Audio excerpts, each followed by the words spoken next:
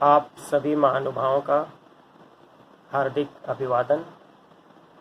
मैं doctor Amarjeet Yadav, senior faculty member एवं coordinator, योग संस्थान लखनऊ विश्वविद्यालय तथा सलाहकार योग एवं प्राकृतिक चिकित्सा, उत्तर प्रदेश राज्य आयुष मिशन, एक बार मैं पुनः आप लोगों का हार्दिक स्वागत करता हूं। आज की मेरी चर्चा का विषय होगा कोविड-19 महामारी और यौगिक जीवन पद्धति। जैसा कि आप सभी लोग जानते हैं, संपूर्ण विश्व बंद है।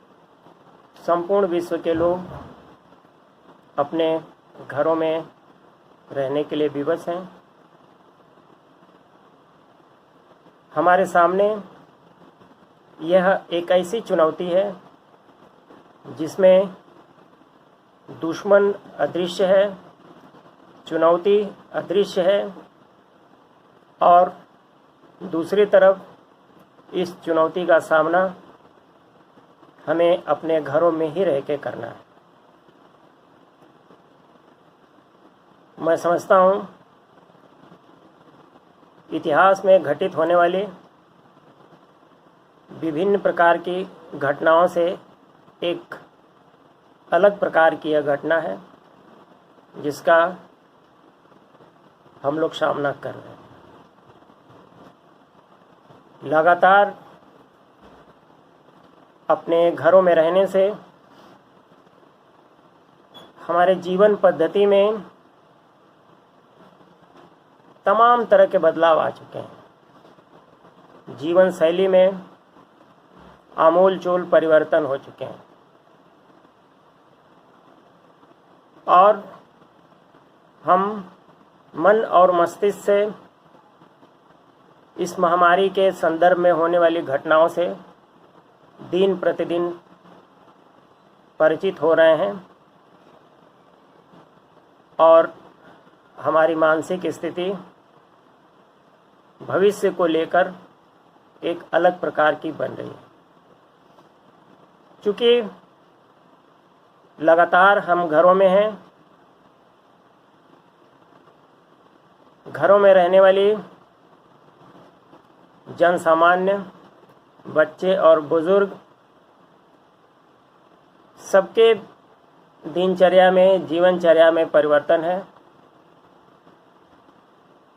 तो इन संदर्भों में हम किस प्रकार बदलते हुए परिवेश में, बदलती हुई जीवनचर्या में हम ठहराव नहीं लाएं, जबकि इसको निरंतर उन्नतशील बनाने की कोशिश करें।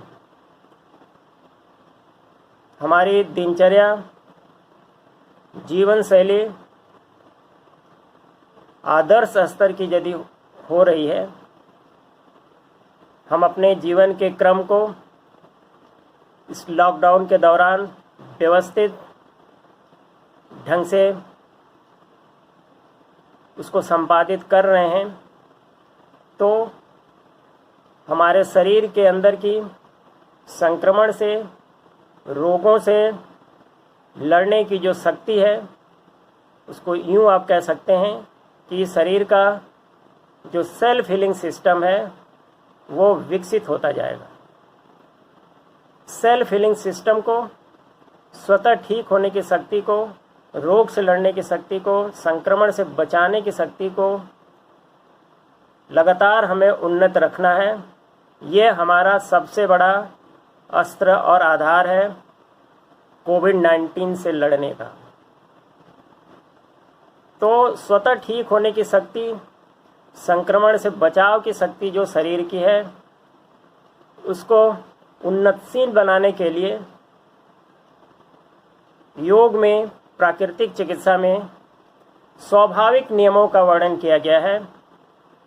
वो स्वाभाविक निर्णय हमारे जीवन शैली को, दिनचर्या को सुव्यवस्थित करते हैं, जिसके परिणाम स्वरूप शरीर के अंदर ब्लड सर्कुलेशन के लेवल पे, रेस्पिरेशंस के लेवल पे, डाइजेशंस के लेवल पे, एक्सक्रेशंस के लेवल पे, मतलब निष्कासन के लेवल पे, और न्यूट्रिशंस, पाचन के लेवल पे, सारी जितनी क्रियाएं हैं वो स्वाभाविक रूप से होने लगती हैं, जिससे हमारी शारीरिक और मानसिक दोनों स्थितियां स्वाभाविक बनी रहती हैं, प्राकृतिक बनी रहती हैं, और हमारे शरीर की संक्रमण से बचाव करने की जो शक्ति है, जो संक्रमण से जूझने वाली शक्ति है, वो उन्नतशील बनी रहती है, और इस दशा में हम अपने आप को संक्रमण से बचा सकते हैं।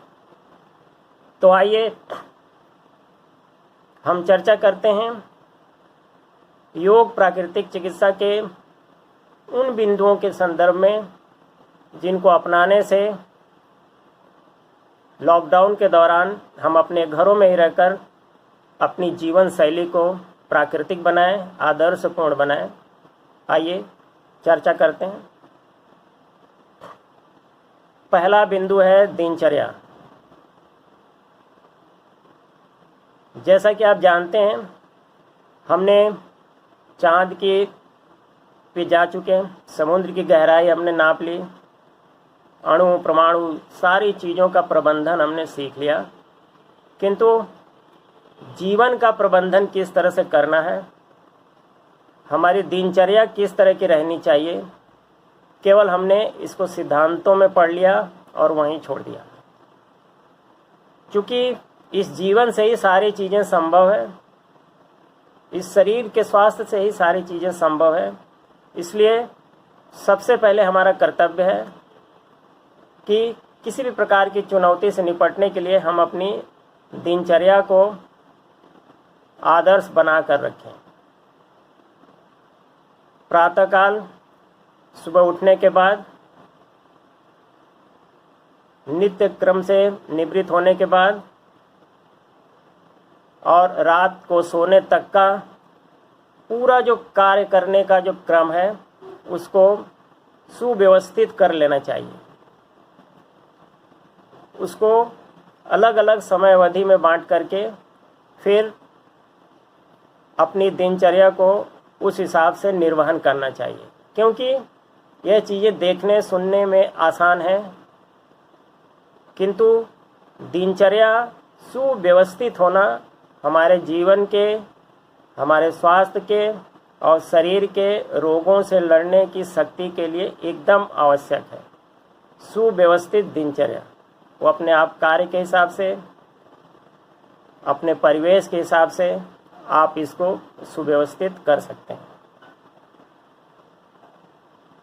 आदर्श जीवन पद्धति को अपनाकर और उस आदर्श जीवन पद्धति में अच्छी दिनचर्या के साथ यदि हम आहार लेने के नियमों का पालन करते हैं तो शरीर की जीवनी शक्ति उन्नत बनी रहेगी और संक्रमण से लड़ने की हमें भरपूर ताकत मिलेगी। तो आइए हम आहार के बारे में चर्चा कर लेते हैं।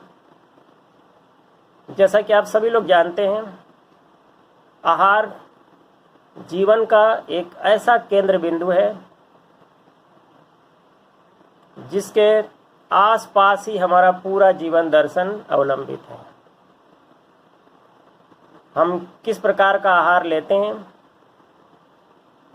उससे हमारे मानसिक स्तर का निर्माण होता है, हमारा शारीरिक स्तर पर निर्माण होता है।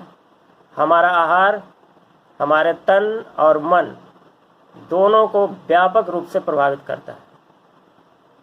इसलिए शरीर की संक्रमण से लड़ने की शक्ति को विकसित करने के लिए, समुन्नत बनाए रखने के लिए संतुलित आहार लेना एकदम से आवश्यक है। इसमें मैं कहना चाहूँगा कि शरीर की संरचना के आधार पर हमें 80% क्षारीय भोजन लेना चाहिए, 20% एसिडिक भोजन ले सकते हैं। वर्तमान जीवन पद्धति में हमने इसका उल्टा कर दिया। हम 80% एसिडिक भोजन लेते हैं, अम्लीय भोजन लेते हैं, और 20% केवल क्षारीय भोजन लेते हैं, जिसका परिणाम है कि हमारा पाचन अनियंत्रित हो जाता है, पाचन की सारी क्रियाएं सही ढंग से नहीं हो पाती हैं, जिससे शरीर की जीवनी शक्ति पे बहुत ही अधिक प्रतिकूल प्रभाव पड़ता है। इसलिए भोजन में शुद्ध और सात्विक भोजन लेना, और इस समय तो शुद्ध और सात्विक भोजन लेना एकदम से आवश्यक है, उसकी नितांत आवश्यकता है। दूसरा, शरीर की शुद्धि के लिए और शरीर को बल प्रदान करने के लिए आम आदमी समझता है कि जो मुख से हम जो भोजन ले रहे हैं, रोटी दाल चावल जो भी, यही आहार है। मगर यौगिक जीवन पद्धति और इससे आगे की बात करता है। ये जो मुख से जो आप आहार ले रहे हैं, ये तो आहार है ही, किंतु इस आहार के अतिरिक्त मस्तिष्क का आहार है अच्छे विचार का उत्पादन करना, कान का आहार है अच्छी मधुर चीज़ें सुनना, आँख का आहार है अच्छी चीज़ें देखना। मतलब यौगिक जीवन दर्शन में, विशेषकर जीवन शैली के संदर्भ में, केवल मुख से खाए जाने वाला जो भोजन है, उसके साथ ही साथ उस भोजन के साथ हमारे विचार भी अच्छे होने चाहिए, हमारा मानसिक स्तर भी भोजन के साथ ठीक बना कर रखना चाहिए। हम आसपास क्या चीज़ें सुन रहे हैं, किस प्रकार के वातावरण में हम रह रहे हैं, वो जो चीज़ें हम सुन रहे हैं उसका पूरी तरह से हमारे ऊपर प्रभाव पड़ रहा है, हार्मोन्स के लिए भी प्रभाव पड़ रहा है। हम क्या चीज़ें देख रहे हैं उसका हमारे शरीर पर प्रभाव पड़ रहा है। तो सारी चीज़ों का एक संतुलन बना करके यदि हम अपने जीवन शैली में उन सारी चीज़ों को अपनाते हैं, साथ ही साथ शुद्ध और सात्विक भोजन लेते हैं, फल और सब्जियों का हम अपने भोजन में प्रयोग करते हैं, तो हमारे शरीर में भोजन के माध्यम से जो ऊर्जा मिलनी है वो अच्छे ढंग से शरीर को प्राप्त होती है। प्राकृतिक चिकित्सा में ये कहा गया है कि रक्त की शुद्धि के लिए, रक्त को बलवान बनाने के लिए लाल रंग के फलों का सेवन करें। फेफड़े को अच्छा रखने के लिए नीले या हरे रंग के फलों का सेवन करें। पेट के स्वास्थ्य को ठीक रखने के लिए पीले रंग के फलों का सेवन करें। या जिस आकार की जो फल और सब्जी है, उसके आकार के अनुसार तमाम ऐसे कोई फल और सब्जी हम देखते हैं, उस फल और सब्जी के ही आकार के हमारे शरीर के तमाम तरह के ऑर्गन्स हैं। तो प्राकृतिक चिकित्सा में ये कहा जाता है कि शरीर के किसी अंग के आकार की जो सब्जी है उस अंग पे काफ़ी प्रभावी। मैं उदाहरण के लिए, जैसे करेला है, पैंक्रियाज के लिए उत्तम है। आप देखेंगे डायबिटीज़ के रोगी इसको लेते हैं। तो एक मैंने इसका संदर्भ आपके सामने रखा। इसलिए भोजन का क्रम निरंतर निर्धारित होना चाहिए। दूसरी चीज़ प्राकृतिक चिकित्सा के संदर्भ में और भोजन के संदर्भ में यहाँ पे रखना चाहूँगा, प्राकृतिक चिकित्सा की स्पष्ट मान्यता है कि जिस मौसम में जिस प्रकार की फल और सब्जियों का उत्पादन होता है, मतलब जिस मौसम में जो सब्जियां और फल मिलते हैं, उन फल और सब्जियों में कुदरत उस मौसम में होने वाली बीमारियों का इलाज भी भेज देती है। इसलिए आप देखोगे मौसमी फल सब्जियां लेने की प्रथा है। इसी गर्मी के मौसम में आप ले लीजिए तो फल आप देखोगे पानी वाले फल आते हैं, खरबूज है, तरबूज है, ककड़ी है। एक मैंने आपके सामने उदाहरण रखा। तो ये घटनाएं जो हैं सामान्य नहीं है। कुदरत हमारे स्वास्थ्य के संरक्षण के लिए, हमारी विलक्षण रोगों से लड़ने की शक्ति के लिए हमेशा व्यवस्था बना के रखती है। केवल आवश्यकता इस बात की है कि उस व्यवस्था के साथ हम अपने आप को संलग्न कर लें, अपने आप को उससे समाहित कर लें, उसके साथ अपने आप को जोड़ लें, जिससे हमारा शारीरिक स्वास्थ्य और उसके एवज में मानसिक स्वास्थ्य भी समुन्नत बना रहे। इस लॉकडाउन के दौरान शरीर की जीवनी शक्ति के क्रम में आदर्श जीवन शैली उत्पन्न करने के लिए शारीरिक श्रम करना अत्यंत महत्वपूर्ण है। अब यहाँ शारीरिक श्रम से मतलब किसी अन्य प्रकार के श्रम से आप उसको न जोड़ें, क्योंकि घरों में रहने के दौरान अन्य कोई बाहर के श्रम होने थोड़ा सा असंभव सा प्रतीत होता है। यहाँ पर शारीरिक श्रम से अभिप्राय है कि हम अपने डेली रूटीन में योगासनों का अभ्यास करें, ब्रीदिंग एक्सरसाइज के अंतर्गत प्राणायामों का अभ्यास करें, षटकर्मों का जितना संभव हो पाए अभ्यास करें। यदि हम अपने जीवन में योगासनों को अपनाते हैं, योग के अलग अलग जो आसन हैं उसको अपनाते हैं, तो शरीर के अंदर ब्लड सर्कुलेशन अच्छा होता है। ब्लड सर्कुलेशन अच्छा हो जाने से ब्लड के साथ ऑक्सीजन की मात्रा शरीर के हर एक अंग और प्रत्यंग में उचित मात्रा में पहुंचती है।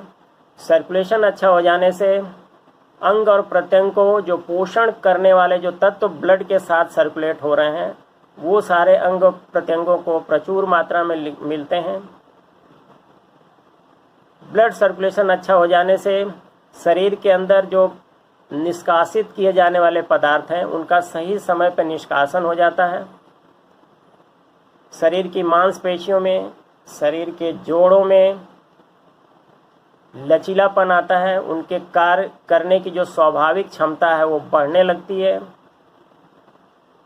योगासनों के अभ्यास से जो हमारी अंतःस्रावी ग्रंथियां हैं, यह पाया गया है कि इनके अभ्यास से उनके अंदर जो हार्मोन्स निकलते हैं उनकी मात्रा स्वाभाविक होने लगती है, जो कि हार्मोन्स निकलना एक विलक्षण घटना है शरीर के लिए, जो शरीर के कार्यों को नियंत्रित करती है। ओवरऑल तमाम तरह के कार्यों को नियंत्रित करने के लिए हार्मोन्स की ज़रूरत होती है। तो योगासन एक ऐसा अभ्यास है जो बिना दवाओं के भी अंतःस्रावी ग्रंथियों से निकलने वाले हार्मोन्स को प्रभावित करता है, जो कि स्वास्थ्य को बनाए रखने के लिए अत्यंत आवश्यक है। और वर्तमान संदर्भ में तो इसका अभ्यास करने से हम अपने आप एक सुरक्षा कवच बना सकते हैं, अपने कार्यों को, शरीर के कार्यों को नियंत्रित करके। तो इसलिए शारीरिक श्रम के संदर्भ में योगासन को अपने जीवनचर्या में जोड़ लें अपनी सुविधा अनुसार। इसके बाद ब्रीदिंग एक्सरसाइज, प्राणायाम, दीर्घ श्वसन करने से या अलग अलग जो प्राणायाम है, अनुलोम विलोम भ्रस्तिका, इनके उपयोग से, इनके अभ्यास से हम अपने अंदर जितनी शरीर को ऑक्सीजन की ज़रूरत है वो प्राप्त कर सकते हैं। और विज्ञान ये कहता है कि वातावरण में या शरीर के अंदर सही ढंग से ऑक्सीजन रहती है तो तमाम तरह के बैक्टीरिया और वायरस के पनपने का अवसर ही नहीं मिलता है। यहाँ तक कि जो हवा है वो अलग है, आपने शरीर के अंदर जब उसको ले लिया तो एक तरह से प्राणवायु हो गई। तो प्राणायाम एक ऐसा सशक्त माध्यम है जिसके अच्छे अभ्यास से हम अपने अंदर प्राणवायु का संचरण अच्छा कर सकते हैं। और शरीर के अंदर यदि प्राणवायु का अच्छे ढंग से परिवहन हो रहा है तो आपको जान के आश्चर्य होगा कि विज्ञान ये कहता है कि धीरे धीरे हमारे शरीर में बाहर से लड़ने के जो पैथोजेंस हैं, जो कीटाणु हैं या वायरस हैं, उनसे लड़ने का एक हमारे शरीर में सुरक्षा कवच बन जाता है। तो इसलिए प्राणायामों के माध्यम से दीर्घ श्वसन का अभ्यास करें तो आज के संदर्भ में एक आप अच्छी जीवन शैली भी अपने अंदर ला सकते हैं और अपने शरीर को इस संक्रमण से बचाने में भी मदद कर सकते हैं। तो इस प्रकार शारीरिक श्रम के संदर्भ में मैंने बात करी। बाकी जो लोग चीज़ें नहीं कर पाएँ तो एक्सरसाइज के हिसाब से जो इंडोर एक्सरसाइज होती है उसके अभ्यास से भी आप अपने शरीर की क्षमता को विकसित कर सकते हैं। मगर योगासन और प्राणायाम के माध्यम से जो शारीरिक क्षमता का विकास होता है वो व्यायाम या एक्सरसाइज से कई गुना ज़्यादा प्रभावी और उपयोगी है। इसलिए योगासनों का, प्राणायामों का अभ्यास करें तो सर्वोत्तम होगा। और हमेशा आप याद रखें, जो व्यक्ति व्यायाम के लिए अपने जीवन में समय नहीं निकालेगा उसके जीवन में तमाम तरह की व्याधियां और संक्रमण आने के लिए समय निकाल लेगा। मतलब यदि हम व्यायाम के लिए समय नहीं निकाल पाते हैं तो तमाम तरह के रोग और व्याधि हमारे शरीर में समावेश करने के लिए समय निकाल देंगे। इसलिए मोटा संदर्भ आप समझ लें। अगला बिंदु है समुन्नत जीवन पद्धति के लिए पानी पीने का नियम। ये साधारण सी बात है। आज मैं, चूँकि ये पहली वार्ता है इसलिए मैं साधारण चीज़ों के बात में करूँगा, मगर जो मैं चीज़ें इंगित कर रहा हूँ ये जीवन को चलाने के लिए एकदम से ज़रूरी है। बिना इसके जीवन चल नहीं सकता। किंतु प्रकृति ने हमको ये सब सारी चीज़ें मुफ्त में दी है, इसलिए हम इसका कोई कद्र नहीं करते, इसकी हम वैल्यू नहीं समझते। तो यहाँ मैं चर्चा करूँगा पानी पीने का नियम। जैसा कि आप सभी लोग जानते हैं हमारे शरीर में 70 से 75% जल है। दूसरी तरफ जल ही जीवन है। तो हमारे शरीर में एक बड़ी मात्रा में जल है। इसका मतलब ये है कि जल के बिना जीवन असंभव है। तो समुन्नत जीवन पद्धति के लिए, संक्रमण से बचाव के लिए मौसम के अनुसार, अपने कार्य के अनुसार प्रत्येक व्यक्ति को आवश्यक है कि प्रतिदिन 3 से 4 लीटर पानी अवश्य पिए। और प्यास लगने पर पानी ही पिए। हम क्या करते हैं, प्यास लगने पे कोल्ड ड्रिंक पीते हैं या कोई ठंडा पेय पदार्थ, अन्य कोई ठंडा पेय पदार्थ ले लेते हैं। ऐसा ना करें। इससे हम जो शरीर की जो नेचुरल डिमांड है प्यास के रूप में, उसको हम उसकी अवहेलना करते हैं, उसको विखंडित करते हैं, जिसका शरीर पे प्रतिकूल प्रभाव पड़ता है। इसलिए शरीर को शुद्धि के लिए, ब्लड की शुद्धि के लिए, विजातीय तत्वों के निष्कासन के लिए, मांसपेशियों को प्रॉपर काम करने के लिए, जॉइंट्स को प्रॉपर काम करने देने के लिए, पाचन के लिए समुचित मात्रा में अनुपातिक रूप से 3 से 4 लीटर पानी पीना एकदम से आवश्यक है। और पानी पीने का नियम सबको अपने जीवन में अपना लेना चाहिए, चाहे वो कोरोना काल हो या उस किसी भी तरह की जो जीवन दर्शन हो, या किसी भी समय पूरे होल लाइफ पानी पीने की आदत, अच्छी आदत हमें अपने अपने जीवन में अपनाना जरूरी है। मगर ऐसा भी नहीं होना चाहिए कि साफ पानी गंदे गिलास में पी रहे हैं।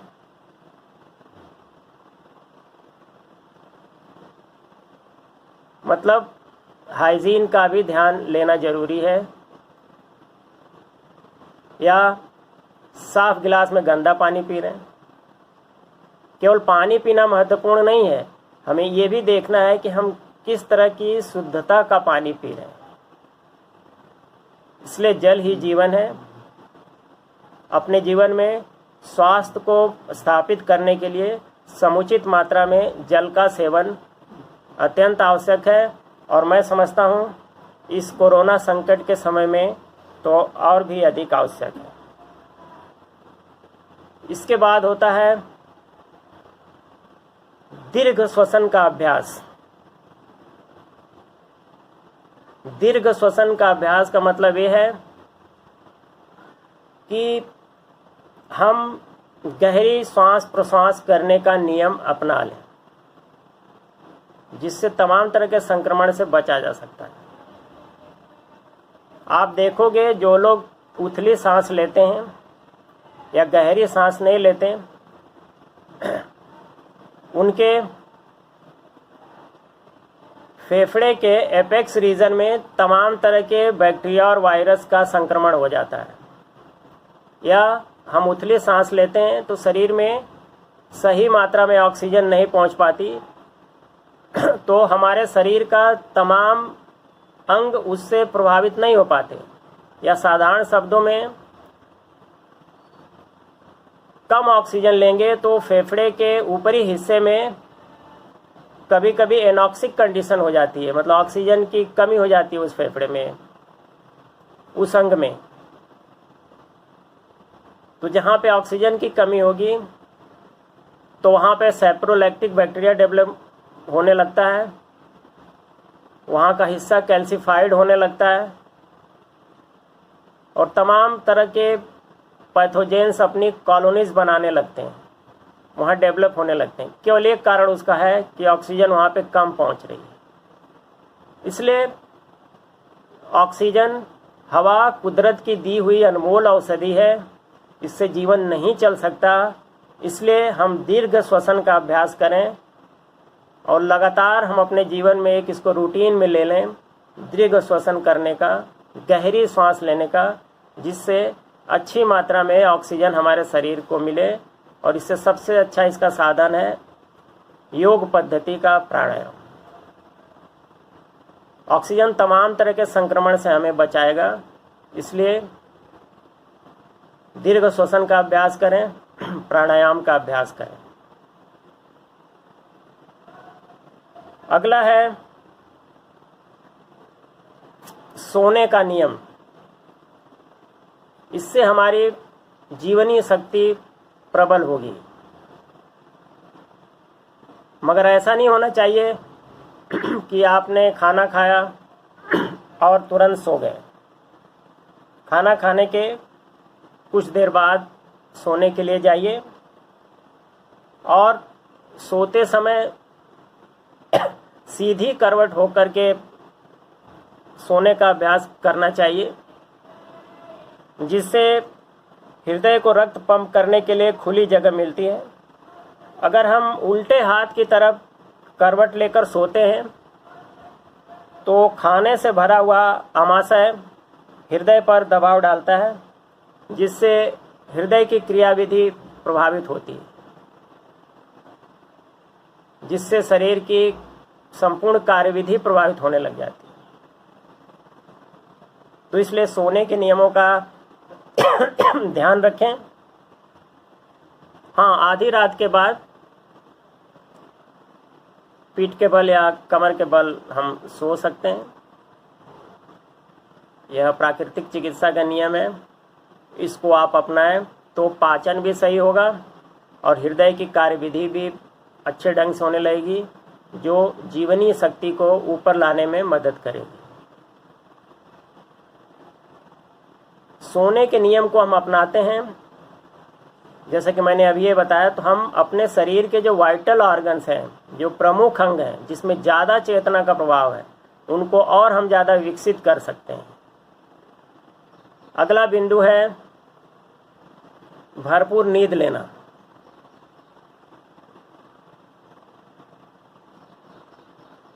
इस कोरोना महामारी के कारण संपूर्ण विश्व में परिवेश में एक अजीब तरह का वातावरण निर्मित हो गया है। आशंका भरा वातावरण निर्मित हो गया है, जिससे हमारी नींद भी प्रभावित हो रही है। तो यहाँ पर मैं कहना चाहूँगा कि प्राकृतिक चिकित्सा नियम के अनुसार प्रतिदिन 6 से 8 घंटे नींद लेनी एकदम से आवश्यक है। गहरी नींद लेनी एकदम से आवश्यक है। गहरी नींद लेने से हमारे शरीर की जो बायोलॉजिकल क्लॉक है वो सामान्य बनी रहती है। शरीर की जो जैविक घड़ी है वो सामान्य बनी रहती है। जिस प्रकार हम जो कलाई में घड़ी इस्तेमाल करते हैं, उस घड़ी से हम दिन भर अपने कार्यों को नियंत्रित करते हैं, या दूसरे अर्थों में हम उस घड़ी से नियंत्रित होते हैं कि 10 बजे ये करना है, फिर 2 बजे ये करना है। ठीक उसी तरह से हमारे शरीर के कार्यों को प्रभावित करने के लिए और कार्यों को नियंत्रित करने के लिए कुदरत की बनाई हुई जैविक घड़ी है, बायोलॉजिकल क्लॉक है, उसको यदि सही रखना है तो 6 से 8 घंटे की गहरी नींद लेना एकदम से आवश्यक होता है। जैविक घड़ी को या शरीर की बायोलॉजिकल क्लॉक को नियंत्रित रखने का मतलब ये है कि हम अपने आप हृदय के कार्य को नियंत्रित कर रहे हैं, रेस्पिरेशन को नियंत्रित कर रहे हैं, पाचन संस्थान के कार्यों को नियंत्रित कर रहे हैं, नर्वस सिस्टम के कार्यों को नियंत्रित कर रहे हैं, जो कुदरती ढंग से हो रहा है। और यदि ऐसे लोग जो कम सोते हैं या उनको नींद नहीं आती, तो उनके शरीर के जो बायोलॉजिकल क्लॉक है वो अस्त व्यस्त हो जाती है, तो उससे पाचन उनका गड़बड़ होगा। अगले बिंदु पर हम चर्चा करेंगे, जिससे हमारा शारीरिक स्वास्थ्य अच्छा बना रहेगा, रोगों से लड़ने की शक्ति हमारी प्राकृतिक बनी रहेगी। वह है रीढ़ की हड्डी। बैठने के वक्त, चलने के वक्त या किसी भी तरह के अंग विन्यास के दौरान हमें अपनी रीढ़ की हड्डी को स्वाभाविक रखने का प्रयत्न करना चाहिए, या दूसरे शब्दों में सीधा रखने का प्रयत्न करना चाहिए। मतलब स्वाभाविक ढंग से शरीर में जिस तरह से है उस तरह का रखने का प्रयास करना चाहिए। कुछ लोग बैठेंगे तो धीरे धीरे कुछ अलग पोस्चर में चले जाएंगे, कुछ लोग चलने में अलग तरह से चलते हैं, जिससे रीढ़ की हड्डी प्रभावित होती है। एक साधारण सी घटना है, मगर ये जीवन के लिए, अच्छे जीवनी शक्ति के लिए, प्रतिरोधक शक्ति को बढ़ाने के लिए एकदम से आवश्यक है। इसके पीछे तथ्य ये है कि हमारी जो रीढ़ की हड्डी है, ये हमारे पूरे इस भौतिक शरीर का आधार है। जैसे मैं आपको एक उदाहरण देके बताऊं, जैसे पेड़ में उसका तना उसका आधार होता है, उसी तने से बड़ी डालियां निकलती हैं, फिर छोटी डालियां निकलती हैं, फिर छोटी डालियां निकलती हैं, पत्ते निकलते हैं, फूल निकलता है और फल निकलता है। सबके पीछे वो तना आधार है। तना काट दिया जाए तो डालियां, न फल आएगा, न फूल आएगा, न पत्ते आएंगे। ठीक उसी तरह से हमारे इस पंच तत्वों से बने शरीर का, इस भौतिक शरीर का आधार बिंदु है संरचना के आधार पे रीढ़ की हड्डी। इसलिए उसको सीधा रखना या उसको स्वाभाविक रखना अपने बैठने के दौरान, चलने फिरने के दौरान एकदम से आवश्यक है। क्योंकि जिस प्रकार पेड़ के तने से उसका डालियां भी जुड़ी हुई हैं, तने से फल भी डायरेक्ट जुड़े हुआ है, तने से पत्ते भी जुड़े हुए हैं, फूल भी जुड़े हुए हैं, मतलब एक दूसरे का अंतर संबंध है। ठीक उसी तरह से मेरुदंड से और उससे निकलने वाली तमाम तरह के नस नाड़ियों से हमारे शरीर का प्रत्येक अंग जुड़ा हुआ है। इसलिए शरीर के स्वास्थ्य को बनाए रखने के लिए, शरीर में स्वास्थ्य के अस्तित्व को बनाए रखने के लिए हमें रीढ़ की हड्डी को स्वाभाविक रखना एकदम से ज़रूरी है। मतलब उठने बैठने का ढंग स्वाभाविक रखना एकदम आवश्यक होता है। इससे हमारे उससे जो डायरेक्ट और इनडायरेक्ट, प्रत्यक्ष और अप्रत्यक्ष जो ऑर्गन्स उससे जुड़े हुए हैं, उनके काम में स्वाभाविकता आती है। मगर हम टेढ़े मेढ़े चलते हैं, गलत ढंग से बैठते हैं, गलत ढंग से उठते हैं, तो इसका मतलब ये हुआ कि रीढ़ की हड्डी प्रभावित हो रही है, उस पर प्रतिकूल प्रभाव पड़ रहा है, और उस प्रतिकूल प्रभाव पड़ने से उस रीढ़ की हड्डी के नस नाड़ियों के थ्रू जो और आर्गन्स जुड़े हुए हैं उन पे भी प्रतिकूल प्रभाव पड़ रहा है, जिससे ओवरऑल शरीर की जो स्वाभाविक क्रिया विधि है वो प्रभावित हो रही है। दूसरे अर्थों में शरीर का शारीरिक स्वास्थ्य प्रभावित हो रहा है, शारीरिक क्रियाविधि प्रभावित होती है। तो इसलिए रीढ़ की हड्डी का संरक्षण करना एकदम से जरूरी है। और मैं एक और भी बात बताना चाहूँगा आपको, आपकी रीढ़ की हड्डी आपकी सेहत की निशानी है, तो इसलिए इस सेहत की निशानी को संरक्षित और सुव्यवस्थित रखना हमारा दायित्व है। अगला बिंदु पे मैं चर्चा करना चाहूँगा तनाव मुक्त जीवन। इस कोरोना महामारी के दौरान तमाम तरह की चीज़ें मैंने आपको बताई, मगर तनाव मुक्त रहना भी एकदम से आवश्यक है। चिंता और तनाव से मुक्त रहने से तमाम तरह का हमारे अंदर हैप्पी हार्मोन्स निकलते हैं। यदि हम चिंता से ग्रसित हैं, टेंशन में हैं, तनाव में हैं, तो हमारे शरीर में तमाम तरह के एंगर हार्मोन्स निकलते हैं जो शरीर के कार्यों पे प्रतिकूल प्रभाव डालते हैं, और फिर उनका साइकोसोमैटिक मनोशारीरिक उसका स्वरूप देखने को मिलता है। इसलिए चिंता मुक्त रहना आवश्यक है, तनाव मुक्त रहना आवश्यक है। जो लोग लगातार चिंता में रह रहे हैं इस लॉकडाउन के दौरान या तनाव के साथ जीवन जी रहे हैं, तो अपनी वाइटल फोर्स को कमज़ोर कर रहे हैं, क्योंकि इस अवस्था में शरीर में निगेटिव हार्मोन्स निकल रहे हैं जिसका शरीर के वाइटल ऑर्गन्स पे प्रतिकूल प्रभाव पड़ रहा है, और वो प्रतिकूलता हमारे स्वास्थ्य के स्तर को नीचे ले जा रही है। और स्वास्थ्य का स्तर नीचे ले जाने का मतलब कि हमारी रोग प्रतिरोधक क्षमता कमज़ोर हो रही है। इसलिए हम अपना स्वतः का अध्ययन करें, स्वतः का अपना चिंतन करें और नकारात्मक विचारों को त्यागने की अपने अंदर शक्ति पैदा करें। इसके अलावा सकारात्मक सोच के साथ हम आगे बढ़ने की कोशिश करें। ये हम मान के चलें कि ये जो समस्या आई हुई है, ये जो चुनौती आई हुई है, इसी के साथ तमाम तरह का समाधान भी आया हुआ है, और हम सकारात्मक सोच के दौरान उस सकारात्मक समाधान के संदर्भ में सोचें। देखिए, हमें अल्सर उन सब चीज़ों से नहीं होती जिन चीज़ों को हम खाते हैं।